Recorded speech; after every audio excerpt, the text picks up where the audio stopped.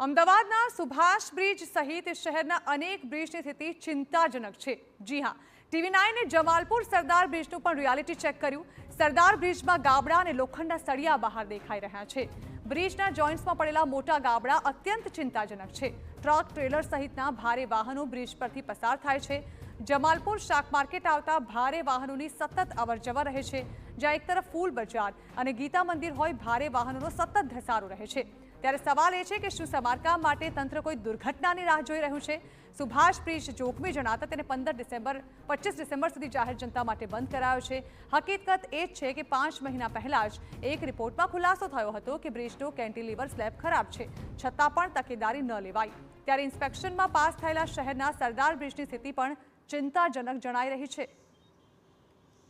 અહીંયાનો નજીકનો રહેવાસી છું। હું રોજે અહીંયાથી ચાલતો જતો હોઉં છું।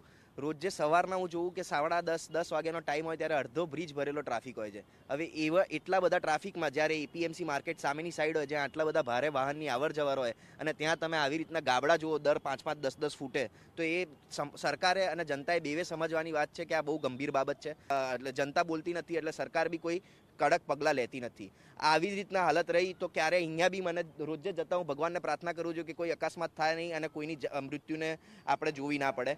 અહીંયાથી ચાલવાનું મેં મારા ઘર પરિવારને ના પાડી દીધી છે કે આ બ્રિજનો ઉપયોગ કરવો નહીં। હાલત બહુ જ ખરાબ છે। સવાલ એ છે કે જનતા જાગશે ક્યારે? એક નાગરિકનો આક્ષેપ છે કે જનતા સવાલ પૂછતી નથી અને એટલે સરકાર જવાબદારી લેતી નથી। મુદ્દો એ છે કે બ્રિજની સ્થિતિ અત્યંત જોખમી છે અને તે સામાન્ય જનતાને નજરો-નજર દેખાય પણ છે, પરંતુ એસીમાં બેસતા અધિકારીઓને કે બ્રિજનું ઇન્સ્પેક્શન કરનારી કમિટીઓના ધ્યાને આ વાત કેમ નહીં આવતી હોય? બ્રિજમાં પડેલા નાના ગાબડાનું સમારકામ ન થાય તો તે મોટા થવાની ભીતિ છે। બ્રિજની બંને બાજુના જોઇન્ટ્સમાં પણ ઊંડા ગાબડા પડેલા છે।